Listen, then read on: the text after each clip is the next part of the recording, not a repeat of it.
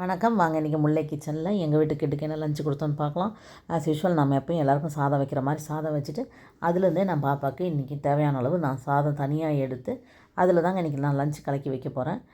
இப்போ இது சாம்பார் இன்றைக்கி பார்த்திங்கன்னா பருப்பு முருங்கைக்காய் சாம்பார், மாங்காய், பலாக்கொட்டை இதெல்லாம் சேர்த்து நாங்கள் சாம்பாரில் ஆட் பண்ணி செய்வோம். அது ரொம்பவுமே கூடுதல் சுவையோடு சூப்பராக இருக்கும். இப்போ அந்த சாம்பார்லேயே நான் பாப்பாவுக்கு எடுத்து இன்றைக்கி சாதம் எடுத்து வச்சதுல கொஞ்சம் கரண்டியில் மசிச்சு விட்டுடலாம். கையில் சாதத்தை மசிக்கும் பொழுது சாதம் வந்து கெட்டு போயிடும். அதனால் நான் எப்போயுமே மதியம் லஞ்சு கொடுக்குறதா இருந்தால் கரண்டியில் லைட்டாக மசிச்சு விட்டுட்டு அந்த மாதிரி சாம்பார் சாதம்லாம் செய்யும்பொழுது தயிர் சாதம் இதெல்லாம் செஞ்சோம்னா கொஞ்சம் மசிச்சு விட்டோம்னா நல்லாயிருக்கும்.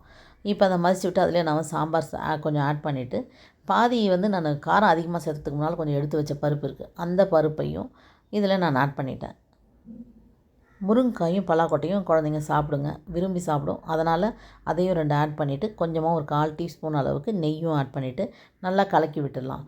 இப்போ நம்ம கொஞ்சம் தளன்னு இருக்கிற மாதிரி நம்ம சாம்பார் கரெக்டாக ஆனால் பக்குவத்தில் நம்ம இதை சேர்த்துட்டு கலக்கி லஞ்ச் பாக்ஸ் பேக் பண்ணிடலாங்க.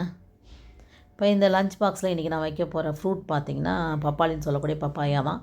இன்றைக்கி நல்ல ரெட்டிஷாக நல்லா டேஸ்டியாக இருந்துச்சுங்க பப்பாளி. மாம்பழம் தான் வைக்கலான்னு பார்த்தேன். இன்றைக்கி பப்பாளி நல்லா டேஸ்ட்டாகும். பப்பாளியை நான் பாக்ஸில் பேக் பண்ணியாச்சு. இன்றைக்கி லஞ்சு பிடிச்சிருக்குங்களா?